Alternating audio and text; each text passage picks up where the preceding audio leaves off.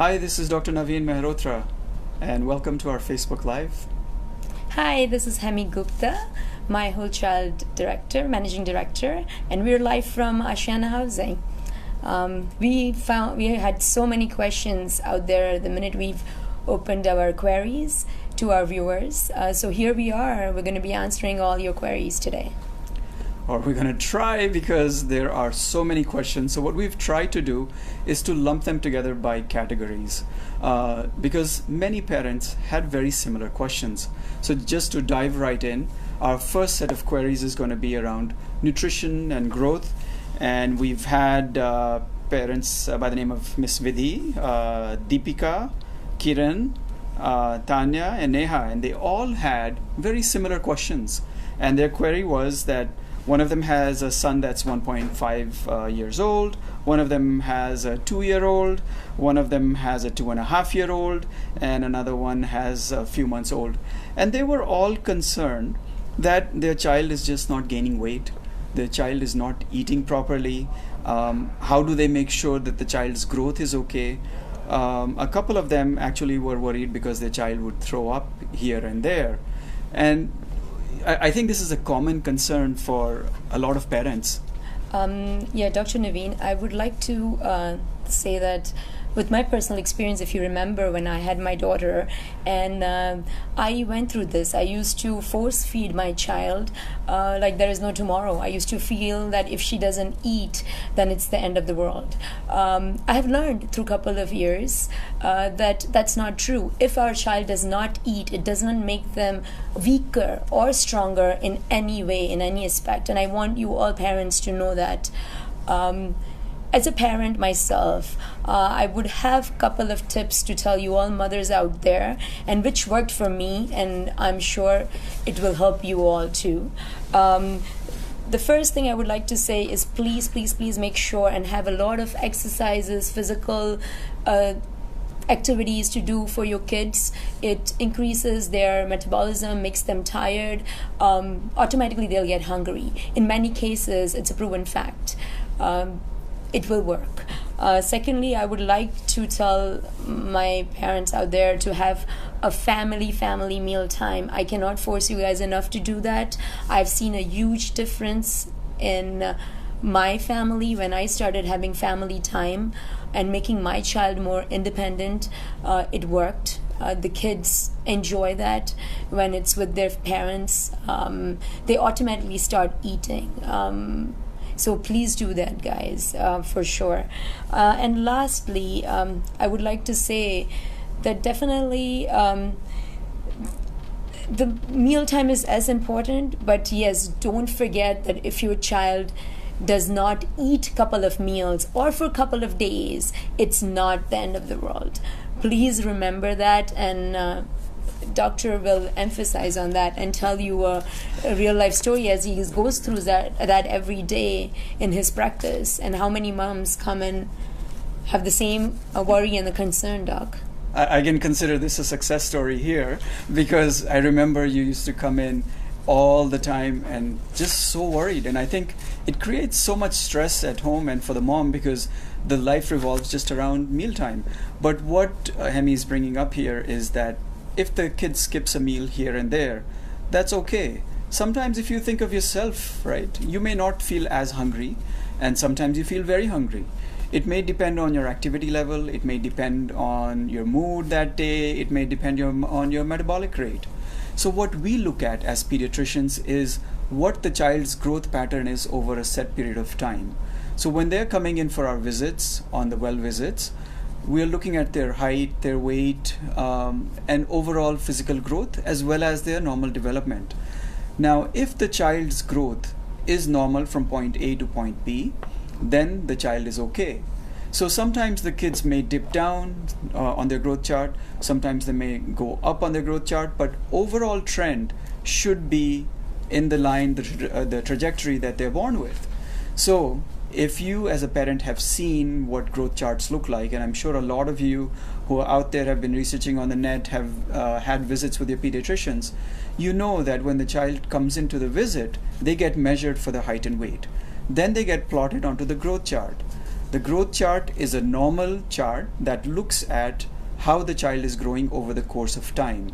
So if they come in at 2 months, they get plotted, at 6 months they get plotted, at 9 months, whatever the visit frequency is, that's where they're then placed. So if the child is maintaining that curve, and as long as they're not going up and down, you're fine. As I said, a few visits here and there, a few times here and there, the child may not want to eat. And if you try to force feed that child, the child will throw up. And remember, all kids have a very sensitive gag reflex. And if they swallow too quickly, if you try to force a little bit of food extra that's down their throat, the gag reflex in the back of the throat is so sensitive they'll go ahead and throw up. If the child is throwing up very frequently, if the child is throwing up multiple times in a day, that's a cause of a concern, and that could be a medical issue. But if the child is throwing up here and there, then it's probably just a matter of their sensitive gag reflex, which will change over time. So I know that was a question for Ms. Vidhi. Be in touch with your pediatrician in terms of the frequency of the vomiting that's happening with your child. And all the other parents who were so worried about their child not eating properly and not gaining weight properly, make sure you've looked at their past, make sure you've looked at their growth trajectory over the course of time, and at that point is when you'll realize, is there something really medically wrong, or it's a behavioral thing which will take its own course. And also, like you said, that there is a growth chart. So if you guys are worried that is the weight proper or not proper for the age, it says in that chart, and every pediatrician has that chart. So just have a look at that, and that question you can get an answer right away. So as long as what percentage your child is at, it will really help you figure out whether my child is weak or not weak, which we all mothers feel. हाँ, I agree, doc. वो हमारी हमेशा एक concern रहती है कि मेरा बच्चा नहीं खाता है. वो हर एक घर की समस्या है. घर की कहानी है ये. One aspect of this nutritional aspect that Miss Tanya had brought up was that her child is lactose intolerant, and he loves milk, but he also tends to throw up with the milk and also yogurt. That lactose intolerance can be an allergy that several children will have, and if you know that your child is lactose intolerant, you have to go ahead and avoid milk and dairy products. So if you know that the child is lactose intolerant, then you should not give them yogurt as well, because the yogurt also is made of milk, which carries the sugar called lactose. So you will have to find other dairy products or non-dairy products that the child can have soya milk, can have rice milk, almond milk. There are many different alternatives that are there that the child can have if they are lactose intolerant. Now, the kids that are lactose intolerant in the first few years of life can tend to outgrow it by the time they're about 5 or 6 years of age. But once again, you have to have a more detailed discussion with your pediatrician around this, and try the child with lactose-based products over the course of time. So the rule of thumb is, if we try it every 6 months, and if the child continues to have a reaction to that, we would go ahead and wait, avoid that lactose-based product, and then try again in another 6 months. So I hope, Ms. Tanya, that helps you a little bit. And Ms. Deepika and Ms. Kiran and Ms. Vidhi, please don't try to force feed your child. Definitely look at the growth trajectory over time so that you can be sure that the child is doing well, and do not force feed. And as a mother, the last thing I would say is, अगर हमारा बच्चा 4 से 5 दिन तक भी नहीं खाता है, automatically वो 6th day they will get hungry, they will ask for food, they will learn themselves. So don't stress, and it will all work out. And I think one thing that we also didn't touch on, which I know you had dealt with this, is if a child doesn't eat, one of the things, a common thing that a parent will do is, let me go ahead and give them something else to eat. Aaj wo uska dal chawal nahi khane ka man hai, right? So we went through that. Actually, we should have mentioned that. Do not create meals because wo dal chawal nahi khata hai. That's what is made in the house. The kid is supposed to have that. If they don't want to eat, let them not eat for that day. But do not create new meals because वो अलग अलग चीज़, आज मुझे पराठा चाहिए, मुझे दाल चावल नहीं चाहिए. जो बना है वो ही टेबल पे आएगा, and they should learn, and they will learn slowly. And the point that you brought up about family mealtime is when the kids are sitting together with their family, and if the family is enjoying the same food, the kid will learn to enjoy. But अगर आपने उसको सज़ा दे दी, आपने उसको जा करके बैठा दिया वहाँ पे कोने में, तुम बैठो खाओ and यही खाना है, it becomes a big nightmare for the child and the whole family. So we hope that this helps all of our families, parents who had questions about the nutrition and eating. And now I think we'll move on to the next set of queries that were there. Once again, we've lumped these together. And as we are doing this conversation with all of you, if you're listening to us and you have more questions on top of this, please go ahead and send them via the chat, and we'll try to address them as quickly as we can throughout this live session. Our second query is, we've got a lot about behavior management in our children. We have a lot of issues as a behavior management. क्या करें, कब करें, कैसे करें? What would you have to say about that? Yeah, and I'll just go through this here. Miss Bindu, Miss Sonam, Miss Jyotsna, I think if I missed out some names, Miss Mohini, Miss Due, Miss Juhi. We hope that we'll be addressing your queries in this next session here. They have kids ranging from 1.5 years of age upwards. A lot of them have issues about what we call temper tantrums, where the kids cry for certain things and they don't know how to discipline their kids or how to actually work with those kids. And I think this is a common across the... isn't we as a people, we all have our own way how we want to do things, and I'm sure the kids also go through that, and I feel that we need to let them win certain battles. So we have to, I would say, we have to start picking our battles. अगर बच्चा कह रहा है कि मुझे ये कपड़े पहनना है, let's not fight over that. So start picking our battles, I would say. And would you like to add to that? Yeah, I mean, it's a very valid point, and I think that's one of the mainstay of understanding, because, and that's true of any relationship. It's not just about parent-child, but it's, I guess, if you're married, you know about spousal relationships and so on, that you have to give in certain times, and you have to go ahead and stamp your feet in, and go ahead and do that. That's where I wanted to add that we should make what works for me, and we should make certain, my thought process is, make certain rules that the kids should know that these are the rules, and we have to repeat those rules to them, that they cannot, certain things we can let go. So like I said, pick your battles. Certain things they should know that these are the rules and they have to follow it, and we should repeat them so things can be changed, can be worked out. Right. One of the common mistakes that happens is that parents will go ahead and say, okay, this is what needs to get done, and if you don't do this, then this is the repercussion. But they forget about the repercussion. तो अगर आपने अपना homework नहीं किया, आपको TV देखने को नहीं मिलेगा. But then we forget very quickly, and the kid is there watching TV.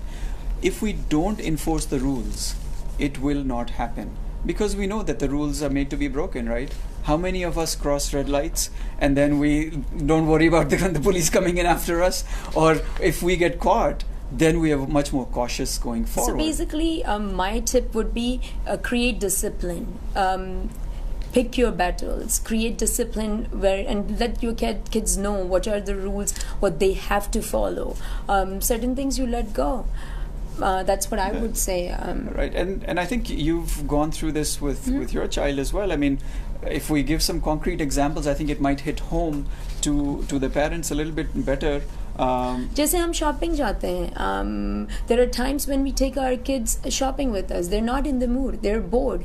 That's not what they want to do, and then they end up throwing a tantrum and they're lying down in the middle of the mall. Well, at that time, something like that happens, I would suggest just pick up your kid and cut down your shopping time and put them back in the car and just decide to go home.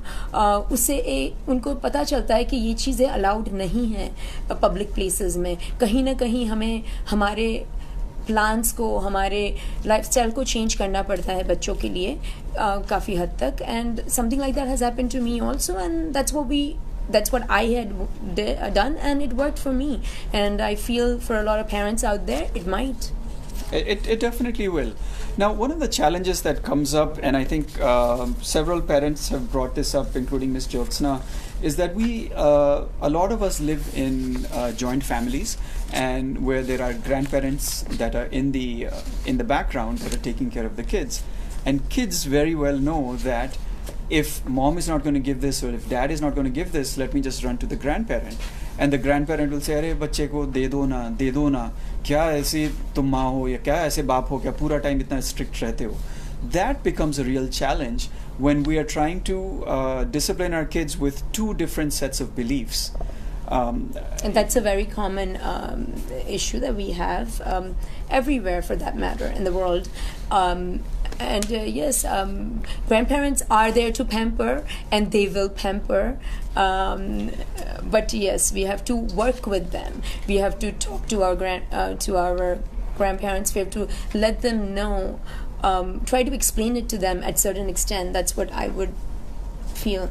Yeah, and I think nowadays, when both sets of parents are working, we feel that the time is short with our kids, and we sometimes feel guilty because both of the parents are working. We're not able to give that love and compassion that we normally would do in maybe a generation ago, when you had maybe one of the parents going out and working and the other one being a home caretaker.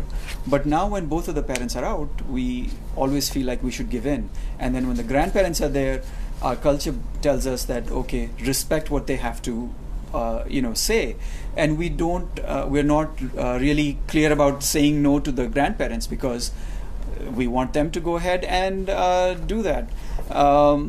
So what we as a family need to do is, you can let the pediatrician be the bad guy, right? You can tell the grandparents, हमारे pediatrician ने ऐसे बोला था कि ऐसे करना चाहिए, तभी बच्चा जो है आगे बढ़ेगा, तभी बच्चे का discipline हो पाएगा. It may work or it may not work. So sometimes I think it is a challenge. But पुराने ज़माने में भी, I have my personal experience. My husband used to run to the grandfather every time the mom used to come up with anything other than aloo. And I remember that story that he used to just hide in the grandpa's room. So I don't think it's not really a generation thing. It's been going on that grandparents are always there to pamper. But like Doctor said, that we should explain to our elders that the reason why you're trying to discipline is because you have got a certain thought process from a pediatrician or whoever it could be, and I'm sure they will understand it and they will help you in disciplining your child. Right. So I think one of the queries was around, how do you actually control the anger of the child? What it is anger is a frustration that the child has, and that is how they're manifesting that they don't like what's happening to them. And they will act out and they will be angry. Us as parents have to learn how to manage that. So the best way is to ignore them and not pay attention to that at that point. Because if you try to counter-manage that anger at the time when the child is angry, it will escalate into a fight, and it will create such unnecessary unrest that it will not be solved. Let the child be angry, let the child act out, let the child go ahead and throw that temper tantrum. Leave them alone, ignore them, and you will see over time that the child will learn to dissipate that anger. They know so that बच्चे को अपनी space दीजिए. Right. Because anger se jo hai, they know that they're getting your attention. And you have to let them know that you are not going to give them attention just because they're angry. So make sure that you go ahead and ignore them at that point. As long as they're not hurting anybody, as long as they're not hurting themselves or anything in their environment. So leave them alone, let them get their frustrations out. हम लोग भी कहते हैं, right, कि अगर एक दूसरे के साथ कोई गुस्सा है, just be yourself quiet, go away into the corner, act it out, and then come back. हमें एक और query आई है, how to encourage sibling bonding. Okay. So one thing around sibling rivalry, sibling bonding, is that parents should not favor one child over the other. They should not compare one child. अरे तुम्हारे भाई ने तो ऐसे किया था, तुम्हारी बहन ने तो ऐसे किया था, तुम तो एकदम ऐसे नहीं करते हो. Look at you, how are you? So when you start doing that sibling rivalry just escalates. And that, as a parent, we have to make a very conscious effort not to go ahead and do that.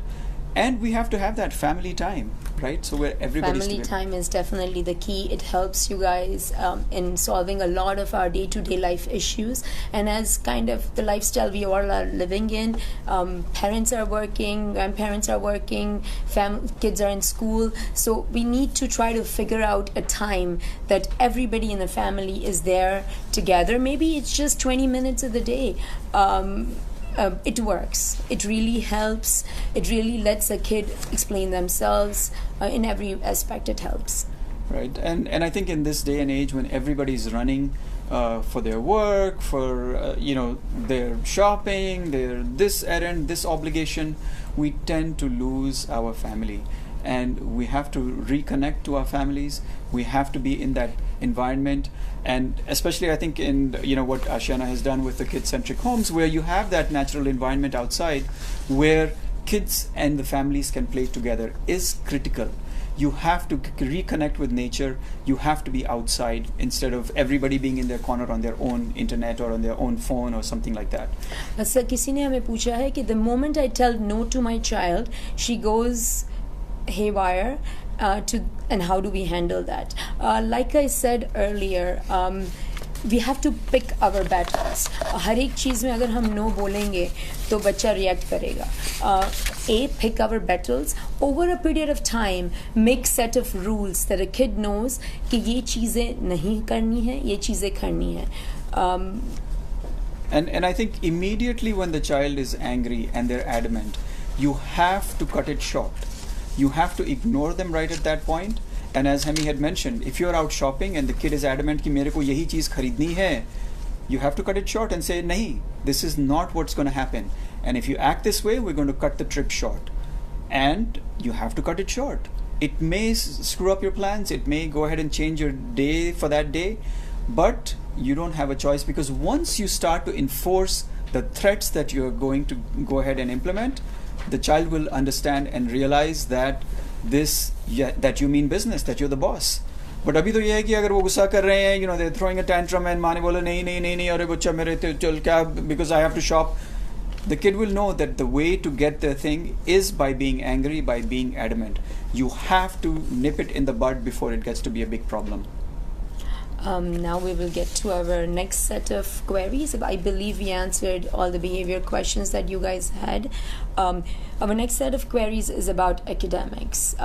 It's a topic which starts from as early as a kid is born in a lot of families, and in India to get an admission to all the way till they're done and they figured out their career.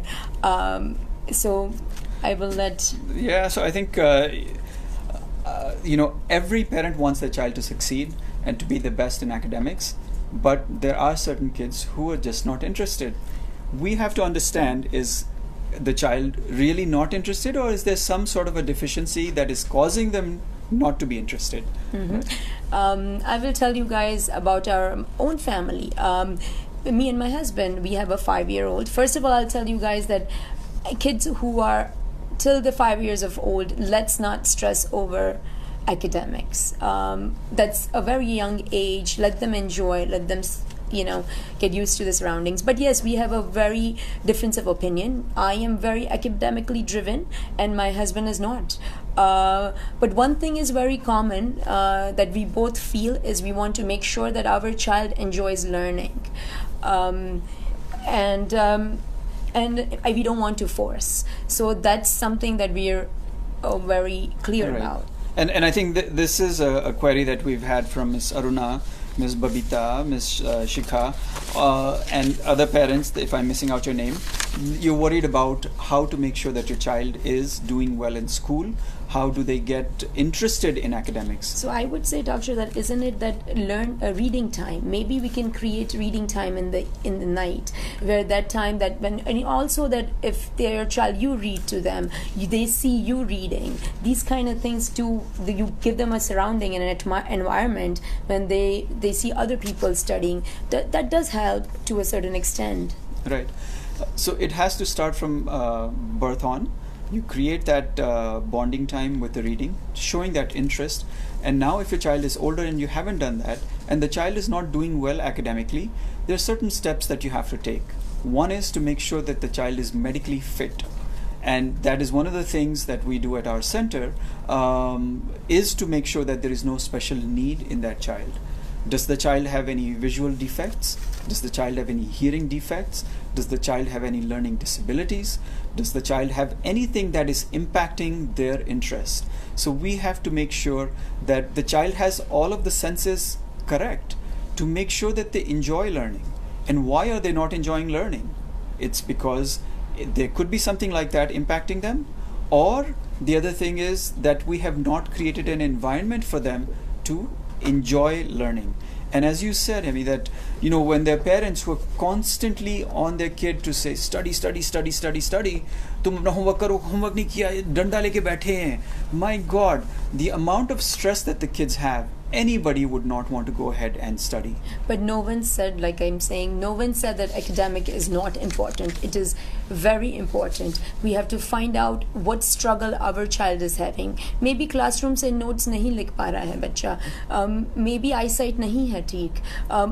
Instead of first moving to the next step कि इसको पढ़ाई ही नहीं पसंद है, let's just make sure on all the aspects before we come down to a conclusion. And we have to make sure that it has to be an environment where the kid enjoys learning. Maybe you can even make some time out where that's the time for a child to study and the other time they can go play. That's how they know that they have to study in this time, then they get a play time.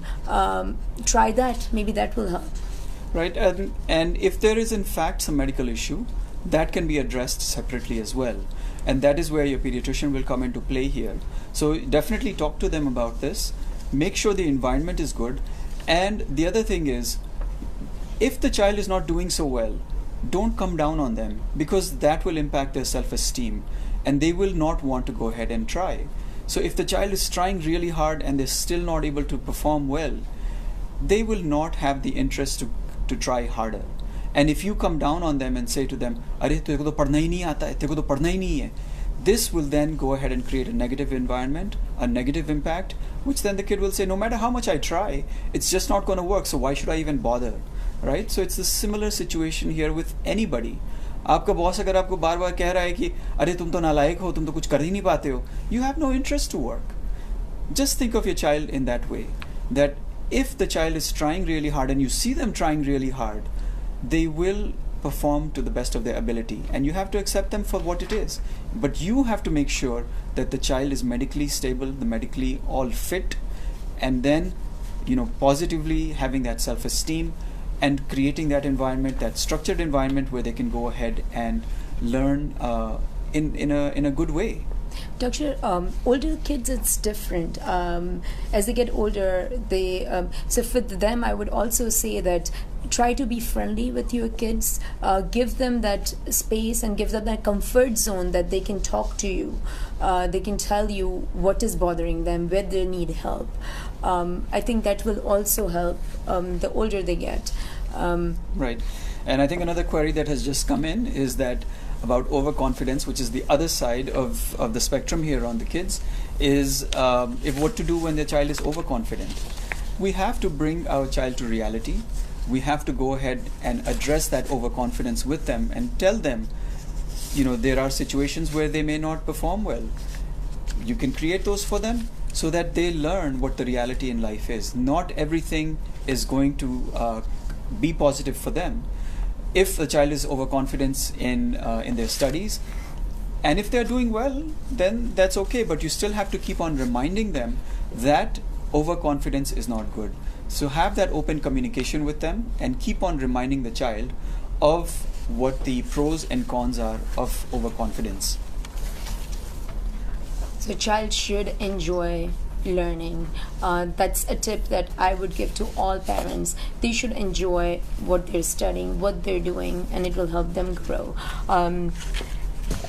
Moving on to the next topic. ये topic तो बड़ा ही खतरनाक है क्योंकि it's about gadgets. I feel it's an opinionated thing. The question is about what is a good time, how to stop our kids, so on and so forth. We all struggle through this. I would say, as my personal thing, a gadget should not be allowed, at least till the age of 5.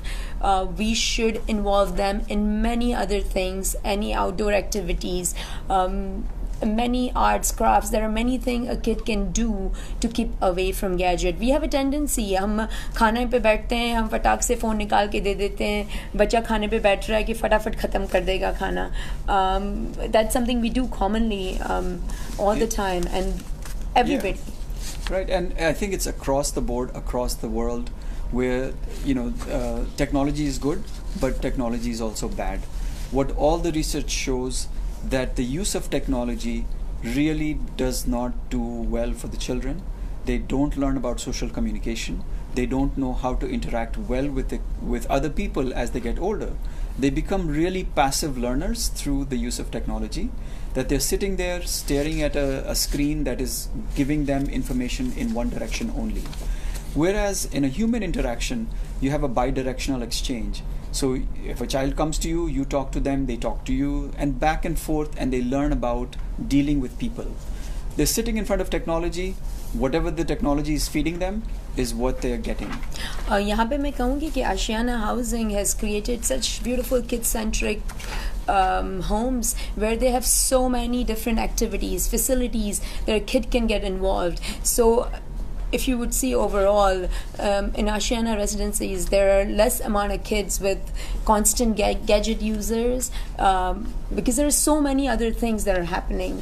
Right. We need to get down and dirty with our kids, and what that means is going out, playing in the playground, playing with the soil, playing with the plants, playing with the ball, throwing that back and forth, enjoying the sun, enjoying the outdoors, and really get them out of the gadgetry. Gadgetry is there to help, but it should not be your babysitter, which is the common thing that we see as time goes on. So many kids are sitting there in front of video games for hours and hours and hours. And the excuse that they give is, oh, that mom allows their kid to do it, why don't you? You have to set the rules down in your house, how you want it done, and that is what you have to implement. And that is what you have to enforce. You do not have to get swayed by other people's opinions. We can have a minimal gadget time. They should know they're allowed 20 minutes, 10 minutes, whatever works for your family. We should work around that. Right, and I think we had just another query about academics that as we were just finishing up the topic, there was I guess somebody has mentioned that their kid is good in studies but is very scared of going to school, gets extremely nervous, that I guess the school environment has actually become sort of a toxic environment for the kid. What's happening is that the teacher that the child has is scolding the kid, and I think this is not an uncommon problem. Not every kid is going to like the teacher that's there. What you can try to do, if it allows, is to talk to the teacher. If the child is only 5 years old, I'm hoping that the teacher will be a lot more understanding. There are teachers that are strict, but if you let them know what's happening with the child, maybe you can build a bridge, and the teacher will be more understanding, a little bit more warmer to the child, and over time you'll see the child won't be as nervous about going to school. A learning environment should be a pleasant environment, should be a place where everybody should just go and enjoy to absorb that information. I think we're pretty much towards the end of it. I know the time flew by so fast, and we really enjoyed interacting with all of you and trying to address some of those queries. I would like to say at the end that parenting is not easy, not hard. We all learn and grow from it. Don't beat yourself around it, guys. It will all work out at the end of the day. And also, please make sure that you are mentally relaxed yourself, and which really helps in parenting.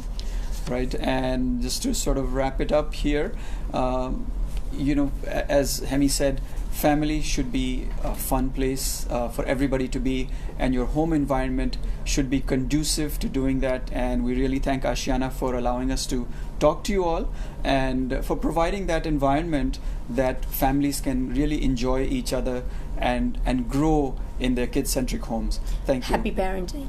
Thanks.